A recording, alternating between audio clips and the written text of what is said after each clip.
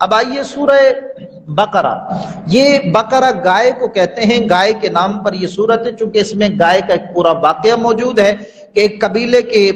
لوگوں نے ایک شخص کو قتل کر دیا مال و دولت کی طمع اور لالچ پر۔ چچا کا بیٹا تھا، کہا اکیلا ہے، اس کا مال بہت زیادہ ہے، اس کو مار دیتے ہیں اور اس کے مال پہ قبضہ کر لیتے ہیں۔ مار کے دوسری بستی کے راستے پر جا کے ڈال کر آئے۔ صبح جب آنکھ کھلی تو جن کی بستی کا مقتول تھا تو انہوں نے شور شرابہ کیا، فلاں بستی والوں نے ہمارا بندہ قتل کر دیا، چونکہ ان کی بستی کے مین گیٹ پر ہمارا بندہ جو ہے مقتول حالت میں ملا ہے ہمیں۔ تو بہرحال موسیٰ علیہ السلام کے پاس ہے، انہوں نے کہا گائے ذبح کریں، اور وہ گائے بھی بڑی نرالی، اس میں پوری تفصیل ہے، قرآن پاک میں اس کا تعارف بیان کیا گیا۔ گائے جو ہے جوان ہو، بوڑھی نہ ہو، اس سے کوئی دنیا کا کام نہ لیا گیا ہو، ہل نہ چلائے گئے ہوں، پانی نہ اس سے نکالا گیا ہو کنویں سے، اور اسی طرح وہ ایسی رنگت والی ہو کہ اس کو دیکھ کر دل میں سرور، تسر الناظرین، دیکھنے والوں کو خوشی پہنچانے والی ہو، اور وہ رنگ جو ہے مالٹائی کلر کا رنگ تھا، کلر تھا اس کا گائے کا۔ تو یہ گائے کے نام پر صورت ہے، لیکن اس میں بے شمار مضامین کا ذکر ہے۔ مفسرین بیان فرماتے ہیں اللہ تعالیٰ نے 1000 احکام، 1000 کاموں سے نواہی جس کو کہتے ہیں اللہ نے منع کیا، 1000 کاموں کے کرنے کا سورہ بقرہ میں حکم دیا، اور اسی طرح 1000 آخرت اور دنیا کے حوالے سے اللہ تعالیٰ نے خبروں کا ذکر فرمایا ہے سورہ بقرہ کے اندر۔ اسی طرح سورہ بقرہ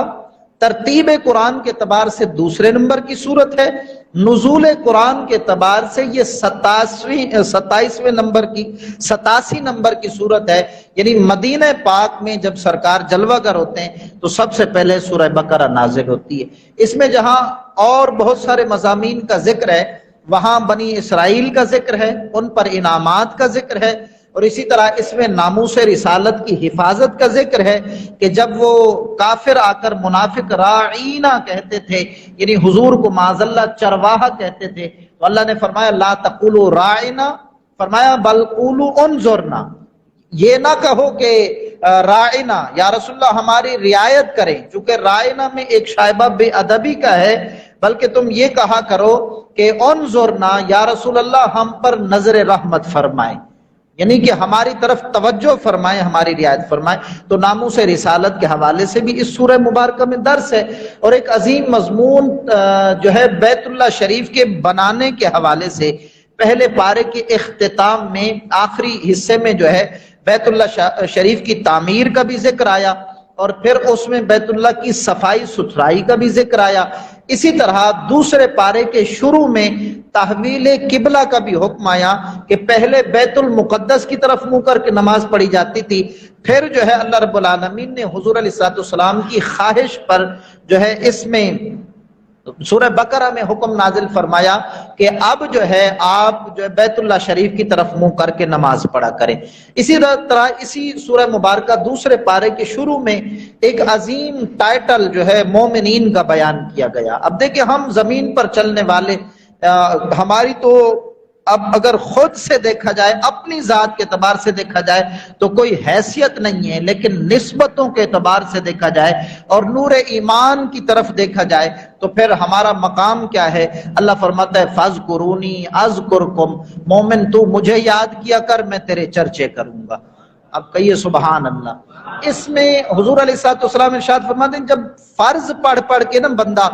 اللہ کے قریب ہو جاتا ہے، پھر نوافل کا سلسلہ شروع کرتا ہے تو اللہ کا محبوب بن جاتا ہے، تو پھر اللہ جبریل کو بلاتا ہے، جبریل میں فلاں بندے سے محبت کرتا ہوں، تو بھی اس سے محبت کر، اور آسمان میں جا کر یہ اعلان کر دے کہ اے آسمان والو، اللہ نے زمین پر چلنے والے فلاں انسان کو اپنا محبوب بنا لیا ہے، تم پر لازم ہے کہ تم سب بھی اس کو اپنا محبوب بنا لو۔ اب غلامی مصطفیٰ کا یہ دیکھیں، یہ جو رشتہ ہے یہ ہمیں کہاں سے کہاں تک لے جاتا ہے۔ ہم چلتے فرش زمین پر ہیں اور ہمارے چرچے آسمانوں پر ہو رہے ہوتے ہیں، اور یہ ذکر خداوندی کی برکت ہے، نسبت مصطفیٰ کی برکت ہے۔ اسی طرح اس سورہ مبارکہ میں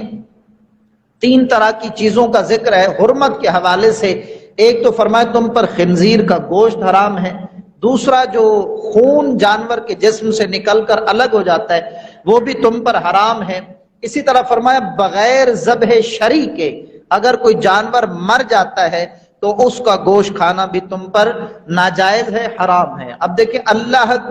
کے مقدس نام کے اندر برکت کتنی ہے کہ 5 من کا جانور ہے، ویسے مر جائے تو حرام ہے، لیکن اللہ اکبر کہہ کر، بسم اللہ اللہ اکبر کہہ کر اسے ہم ذبح کرتے ہیں تو سب کا سب حلال ہو جاتا ہے، علاوہ مخصوص اعضاء کے جن کو کھانے سے پہلے جسم سے دور کر دیا جاتا ہے۔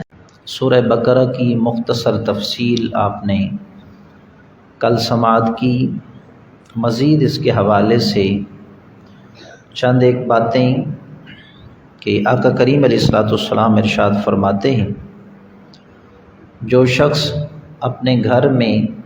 ایک مرتبہ سورہ بقرہ کی تلاوت کرتا ہے 3 دن تک شیطان اور شیطان کے اثرات جو ہے اس کے گھر سے دور ہو جاتے ہیں۔ اور فرمایا کہ اپنے مرحومین کے اوپر سورہ بقرہ کی تلاوت اس طرح کرو کہ شروع کی جو 4 آیتیں ہیں سورہ بقرہ کی وہ سر کی طرف، اور آخر کی جو 3 آیتیں ہیں وہ پاؤں کی طرف پڑھو گے تو اللہ سے امید کی جاتی ہے کہ اللہ تعالیٰ مرحوم کی بے حساب مغفرت فرما دے۔ اسی طرح یہ بھی فرمایا کہ جو شخص سورہ بقرہ کی 10 آیتیں یاد کر لیتا ہے اللہ تعالیٰ اسے قرآن کی قرات سے اور قرآن کے علوم سے مستفیض فرماتا ہے۔ وہ 10 آیتیں کون سی ہیں؟ شروع کی 4 آیتیں، ایک آیت آیت الکرسی ہے، اور آخر کی جو 3 آیتیں ہیں اس کے حوالے سے آیا، اور آیت الکرسی کے ساتھ جو ہے 2 مزید آیتیں جو متصل ہیں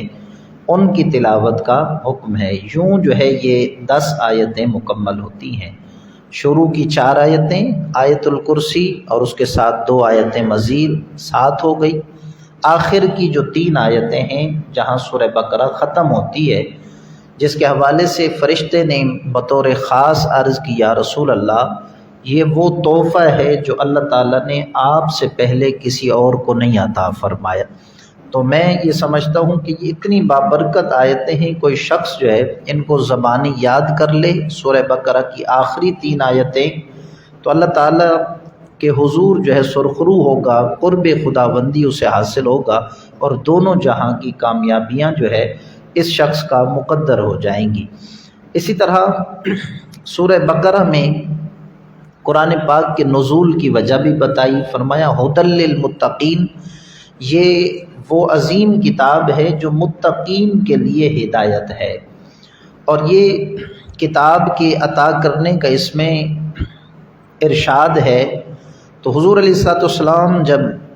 مدینہ منورہ تشریف لائے تو آپ نے یہود سے کہا کہ مجھے اللہ تعالیٰ نے ایسی کتاب عطا فرمائی کہ جو نہ ہاتھوں سے مٹائی جائے گی نہ پانی سے مٹائی جائے گی، بلکہ اللہ تعالیٰ اس کتاب کو دلوں پہ نقش فرما دے گا۔ تو وہ کتاب کون سی؟ فرمایا ذالک الکتاب لا ریب فیہ، یہ وہ عظیم کتاب ہے جس میں کسی قسم کا کوئی شک نہیں ہے۔ اسی طرح آج جو ہم نے نماز تراویح میں تلاوت سنی ہے، دوسرے پارے کا جو پہلے سے دوسرا حصہ ہے اس میں قصاص کا بھی ذکر ہے کہ اگر کوئی کسی کو ناحق قتل کر دے تو بدلے میں اسے قتل بھی کیا جائے، اگر کوئی کسی کی ناک توڑ دیتا ہے تو بدلے میں ناک توڑی جائے۔ اسی طرح دیگر اعضاء کا بھی حکم اس میں آیا ہے، غلام کے بدلے میں غلام، عورت کے بدلے میں عورت کو قتل کیا جائے گا، لیکن فرمایا اگر معاف کر دو تو اللہ کے حضور سب سے اچھا عمل ہے۔ معافی کا جو اللہ کے حضور مرتبہ اور عظمت ہے وہ کسی اور عمل کی نہیں ہے، مسلمان کو معاف کر دینے کے حوالے سے جو عظمت و برکت ہے۔ اسی طرح روزوں کی فرضیت کا جو ذکر ہے وہ بھی سورہ بقرہ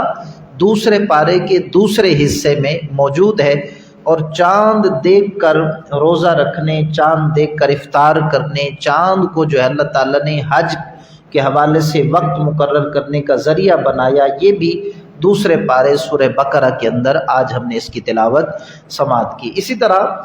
طلاق کے جمی مسائل تفصیل کے ساتھ اللہ تعالیٰ نے دوسرے پارے میں سورہ بقرہ اس کا دوسرے پارے کا تیسرا حصہ ہے، یعنی 4 حصے کریں تو دوسرے پارے کا جو تیسرا حصہ ہے اس میں اللہ تعالیٰ نے تفصیل کے ساتھ طلاق کے مسائل بیان کیے۔ فرمایا الطلاق مرتان، طلاق جو ہے یہ 2 ہی مرتبہ دی جاتی ہے، تیسری مرتبہ دے گا تو عورت ہمیشہ کے لیے اس کے نکاح سے نکل جائے گی، دوبارہ جو ہے تحلیل شرعی کے بغیر اس عورت کو یہ بندہ اپنے پاس نہیں رکھ سکتا۔ تو یہ زمانہ جاہلیت کی ایک رسم تھی جس کو جڑ سے ختم کیا کہ لوگ عورتوں کو طلاق دے دیتے تھے، پھر جو ہے ان کی عدت 1 سال مقرر کی ہوئی تھی انہوں نے، جب سال پورا ہونے کو آتا تو رجوع کر لیتے، دوبارہ اپنے پاس رکھ لیتے، پھر جو ہے اس کو طلاق دے دیتے اور وہ عورت عدت گزارتی، یوں اس کی زندگی کی کہ جو ہے کئی سال گزر جاتے اور عورت ایک اذیت اور مشقت کے اندر ہوتی۔ جب سے اسلام آیا، حضور علیہ السلام نے روشن قوانین اللہ کی عطا سے جو ہے امت کو عطا فرمائے، تو اس میں خصوصیت کے ساتھ عورت کے لیے بہت زیادہ آسانیاں ہیں۔ اگر عورتیں ان کو سمجھیں، پڑھیں اور ان پر عمل کریں اور ان قوانین سے جو فوائد حاصل ہوتے ہیں ان کو حاصل کرنے کی کوشش کریں تو پھر یہ آزادی مارچ کبھی بھی نہیں ہوگا۔ عورتیں جو اپنے حقوق کے لیے بے پردہ ہو کر روڈوں پر نکل آتی ہیں، تو عورتوں کے حوالے سے خصوصیت کے ساتھ دوسرے پارے کا جو تیسرا حصہ اس میں ذکر آیا ہے۔ اسی طرح ایک قوم کا ذکر آیا جو موت سے بھاگ گئی تھی۔ اللہ فرماتے ہیں الم تر الی الذین خرجوا من دیارہم وهم الوف حذر الموت، کہ اے محبوب آپ کو یاد ہے، آپ نے دیکھا ان لوگوں کو جو موت سے بھاگ رہے تھے، طاعون پھیل گیا تھا تو انہوں نے کہا ہم یہاں رہتے ہیں، اس علاقے میں وبا پھیل گئی ہے، اس علاقے میں رہتے ہیں تو مر جائیں گے، لہٰذا ہم نکل جاتے، تو جنگلوں کی طرف گئے تو اللہ تعالیٰ نے ان کو وہاں مار دیا۔ تو حضرت حزقیل علیہ السلام کا گزر ہوا وہاں سے، تو انہوں نے دیکھا بہت ساری کھوپڑیاں، بہت سارے ڈھانچے، ہڈیاں، وہ جو ہے ڈھیر کے ڈھیر وہاں پر پڑے ہوئے۔ عرض کی مالک یہ کون لوگ ہیں؟ اللہ نے فرمایا یہ موت سے بھاگنے والے تھے، جہاں انہوں نے عافیت سمجھی وہاں آ کر یہ رہے، لیکن اللہ رب العالمین کا وعدہ پہنچا اور ان کو یہاں موت کا جام پلا دیا گیا۔ تو اس سے پتہ چلا کہ موت سے کوئی بھاگ نہیں سکتا۔ اللہ فرماتے وَلَوْ كُنْتُمْ فِي بُرُوجٍ مُشَيَّدَةٍ، اگر تم مضبوط قلعے تعمیر کر لو جہاں چڑیا بھی پر نہ مار سکے تو موت وہاں بھی دبوچ لیتی ہے۔ تو اس سے بہتر ہے موت سے بھاگے، اس سے بہتر ہے کہ موت کی صحیح انداز میں تیاری کریں اور اپنے رب کو منا لیں، تو انشاءاللہ موت پھر مومن کے لیے تحفہ بن جاتی ہے۔ پھر اسی طرح قرآن پاک کی سب سے عظیم آیت الکرسی کی تلاوت ہم نے سماعت کی۔ یہ یوں سمجھ لیں کہ اللہ تعالیٰ نے اپنے محبوب کے وسیلہ سے امت کو ایک تحفہ عطا فرمائے۔ سرکار فرماتے ہیں جو شخص گھر سے نکلنے سے پہلے آیت الکرسی صبح کو پڑھتا ہے یا پھر گھر سے نکلنے سے پہلے شام کو پڑھتا ہے تو فرمایا صبح والے کی اللہ شام تک حفاظت فرماتا ہے، شام کو پڑھنے والے کی اللہ صبح تک حفاظت فرماتا ہے۔ اسی طرح حضرت کعب سے حضور علیہ السلام، کعب بن منذر صحابی رسول ہیں، ان سے سرکار نے فرمایا کہ تمہارے علم میں کوئی ایسی آیت ہے جو اللہ کو سب سے زیادہ پسند ہو، محبوب ہو، اللہ کے ہاں اس کا بڑا پڑھنے والے کا مقام و مرتبہ ہو؟ عرض کرتے ہیں اللہ اور اس کا رسول بہتر جانتا ہے۔ سرکار نے فرمایا پھر بھی سوچ کر بتاؤ۔ عرض کرتے ہیں یا رسول اللہ میرے نزدیک آیت الکرسی سے بڑی کوئی عظمت والی آیت نہیں۔ تو آقا کریم علیہ السلام نے ان کے سینے پہ محبت سے ہاتھ مار کے کہا تمہیں اللہ کی طرف سے علم مبارک ہو کہ تم نے صحیح جواب دے دیا ہے۔ تو یہ وہ عظیم آیت ہے جس کے پڑھنے والے کے حوالے سے بزرگوں نے یہ بھی فرمایا کہ اللہ تعالیٰ آیت الکرسی جو پڑھتا ہے نا تو اس کو جنت کے اندر ایسا محل عطا فرمائے گا جس کے 70 سے زیادہ جو ہے کمرے ہوں گے، اس لیے کہ آیت الکرسی کے کلمات 70 سے زیادہ بنتے ہیں، حروف جو ہے وہ 70 سے زیادہ بنتے ہیں۔ اسی طرح آیت الکرسی کی ایک اور عظیم فضیلت کہ جس مال پر حفاظت کی نیت سے پڑھ کے دم کر کے پھونک مار دی جائے تو اللہ رب العالمین اس مال کی حفاظت فرماتا ہے۔ اس کے علاوہ اور بھی بے شمار اس کے فضائل ہیں، اور حضور علیہ السلام نے ایک اور عظیم فضیلت بیان فرمایا جو بندہ فرض نماز کے بعد آیت الکرسی پڑھ لیتا ہے تو فرمایا سوائے موت کے جنت اور اس آیت الکرسی کے پڑھنے والے کے درمیان کوئی پردہ باقی نہیں رہ جاتا ہے۔ اتنی عظیم آیت اس کی تلاوت آج ہم نے نماز تراویح میں سماعت کی ہے۔ اسی طرح حضرت خضر علیہ السلام کے 100 سال تک سونے کا جو واقعہ ہے وہ بھی آیت الکرسی سے اگلی آیتوں میں اللہ رب العالمین نے بیان فرمایا۔ وہ جو نمرود نے مناظرہ کیا تھا ابراہیم علیہ السلام سے اور ذلیل و رسوا ہو گیا تھا اپنے ہی دربار میں اپنے لوگوں کے سامنے، تو اس کا بھی ذکر موجود ہے۔ وہ 4 پرندوں والا واقعہ جب اللہ رب العالمین نے کی بارگاہ میں ابراہیم علیہ السلام نے عرض کی مالک تو مردوں کو کیسے جلاتا ہے، تو اللہ نے فرمایا 4 پرندے لو، ان کو ذبح کرو، ان کا قیمہ بناؤ اور ان کا گوشت مختلف چوٹیوں پر رکھ کر آؤ، تو پھر ان کو ثم ادعوہن، پھر ان کو بلاؤ، یاتینک سعیا، دیکھنا ابراہیم وہ تمہاری طرف دوڑتے چلے آئیں گے۔ تو اللہ تعالیٰ نے قیمہ بنے ہوئے پرندوں کو دوبارہ جوڑا اور ان کے سر جو ہے حضرت ابراہیم کے پاس پڑے ہوئے تھے، تو وہ پرندہ جڑتا، وجود پورا اس کا بن جاتا اور وہ سر کے ساتھ آ کے لگتا اور ابراہیم علیہ السلام کے سامنے زندہ ہو جاتا۔ اللہ نے فرمایا تمہیں یقین نہیں ہے کہ میں مردے زندہ کر سکتا ہوں؟ عرض کی مالک یقین تو ہے، لیکن اس یقین میں مزید اضافے کی نیت سے میں یہ عرض کر رہا ہوں۔ اسی طرح اللہ رب العالمین نے آج کی جو ہم نے تلاوت سنی 3 پارے کا پہلا حصہ ہے، اللہ فرماتا ہے الشیطان یعدکم الفقر ویأمرکم بالفحشاء، فرمایا کہ شیطان جو ہے تم سے ایک گندا وعدہ کرتا ہے۔ وہ کیا؟ کہ وہ تمہیں یہ خیال دلاتا ہے کہ اللہ کے نام پر اگر تم مال خرچ کرتے ہو نیکی کے راستے میں تو تم محتاج اور فقیر ہو جاؤ گے۔ واللہ یعدکم مغفرۃ منہ وفضلا، لیکن اللہ کا وعدہ مومنو سنو، وہ یہ ہے، اللہ فرماتے ہے جیسے تم مال خرچ کرتے ہو اللہ رب العالمین اپنے فضل میں اضافہ فرما دیتا ہے۔ واللہ واسع علیم، اور اللہ سے تو بڑا وسعت والا کوئی ہو ہی نہیں سکتا۔ اسی طرح دوسرا جو حصہ شروع ہوتا ہے 4 حصوں میں سے دوسرا حصہ 3 پارے کا سورہ بقرہ ہے، اس میں سود کی حرمت کا بھی بیان ہے۔ اللہ فرماتے ہیں کہ سودی شخص کو جب تم چلتے دیکھو گے نا، اس کے ذہن پہ پریشانیوں نے اس قدر ڈیرا ڈالا ہوگا کہ اس کا ذہنی توازن جو ہے تمہیں ختم ہوتا ہوا دکھائی دے گا۔ یہ ایسے چل رہا ہوگا جیسے شیطان نے اس کو چھو کر بے ہوش کر دیا ہے، یعنی چلے گا کہیں اور، جائے گا کہیں اور، سوچے گا کچھ اور، بولے گا کچھ اور، یعنی اس کا چین سکون تباہ و برباد ہو جاتا ہے سود خور بندے کا۔ پھر فرمایا یمحق اللہ الربا ویربی الصدقات، اللہ ہمیشہ صدقے کو بڑھاتا ہے اور سود کو اللہ تعالیٰ گھٹاتا ہے، یعنی سودی کے مال میں برکت اللہ نہیں ڈالتا اور اس کے مال میں نقصان پیدا ہو جاتا ہے، لیکن جو بندہ اللہ کی راہ میں دینا شروع کرے، سود سے بچے، اللہ برکتیں ہی برکتیں عطا فرما دیتا ہے۔ اسی طرح بہت بڑی وعید جو ہے، عذاب کی خبر سودی کے لیے، فرمایا فَأْذَنُوا بِحَرْبٍ مِّنَ اللَّهِ وَرَسُولِهِ، اس سود خور کو کہو یا تو سود سے باز آ جائے یا پھر اللہ اور اس کے رسول سے جنگ کے لیے تیار ہو جائے۔ یہ بھی آج ہم نے تلاوت سنی، اللہ تعالیٰ سود سے ہمیں بچائے۔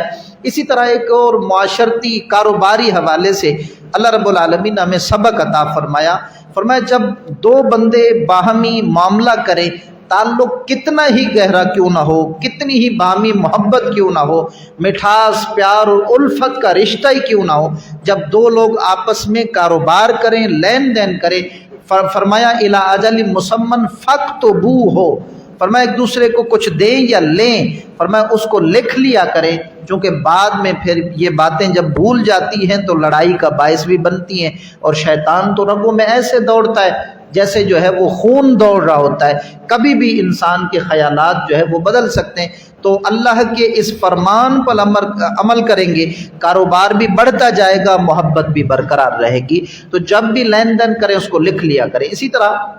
سورہ بقرہ کی آخری جو آیتیں ہیں ان کی فضیلت آپ نے سنی، مردہ پڑھے تو وہ جو ہے مردے کے اوپر پڑھی جائیں تو اللہ تعالیٰ مردے کی مغفرت فرما دیتا ہے۔ اسی طرح ہر مومن جو ہے بخشش کا ذریعہ اور قرآن سے علوم حاصل کرنے کی نیت سے آخری جو رکوع ہے سورہ بقرہ کا، اس کو یاد کرے اور اس کی برکتوں سے مالا مال ہو جائے۔ پھر سورہ آل عمران کی بھی ہم نے تلاوت سنی، انشاءاللہ اس کا تفصیلی تذکرہ کل ہوگا۔ اللہ تعالیٰ سورہ بقرہ کی برکتوں سے ہم سب کو مستفیض اور مالا مال فرمائے، آمین۔